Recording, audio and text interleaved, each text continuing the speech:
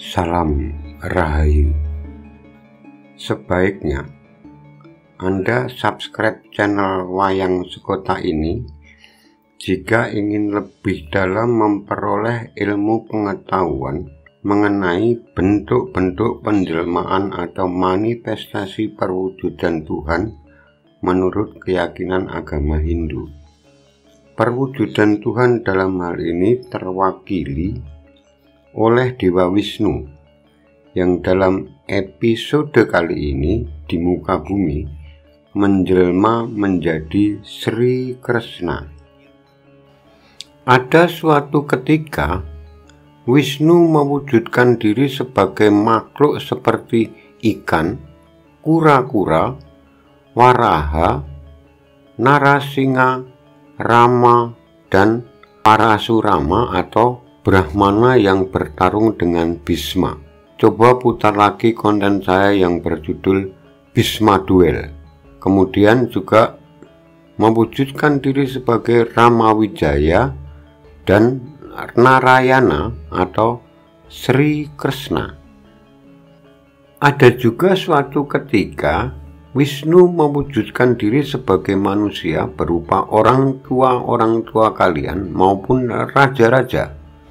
Sang Prabu Jayabaya misalnya pada zamannya dipercaya oleh masyarakat Kediri sebagai penjelmaan Wisnu. Mengapa? Sebab sebagai seorang raja, Prabu Jayabaya dikenal punya kemampuan membaca masa depan negara yang kadang tidak masuk akal logika manusia di zamannya, tapi terwujud di kemudian hari.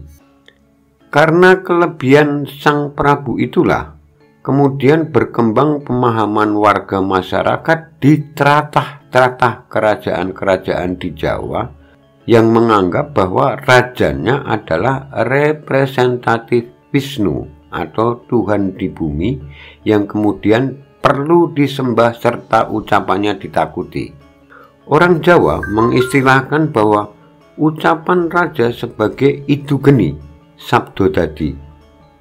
Dari pemahaman yang demikian unik itu, kemudian berkembang pemahaman akan perwujudan Tuhan, khususnya yang terkait dengan posisi orang tua, bapak dan ibu kalian.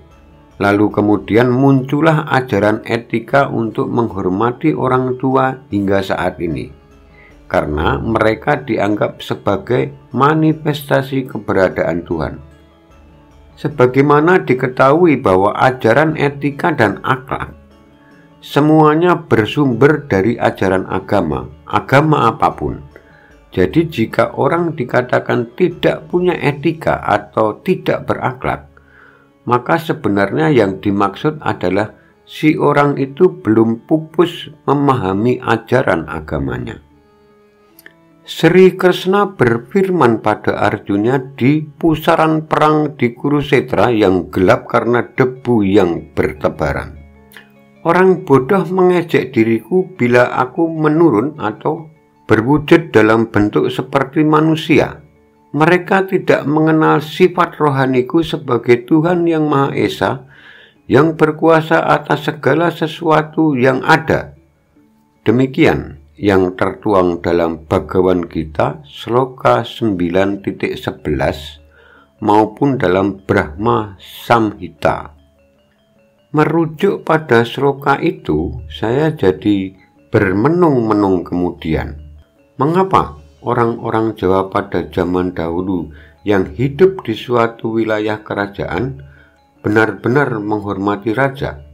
Ya bukan karena kesadaran mereka bahwa raja punya pasukan, tapi sangat dimungkinkan karena kesadaran mengenai raja sebagai perwujudan rohaninya, yang idu geni dan sabdo dadi itu. Terima kasih sudah mendengarkan uraian sekilas saya mengenai Sloka 9.11 Bhagavad Gita.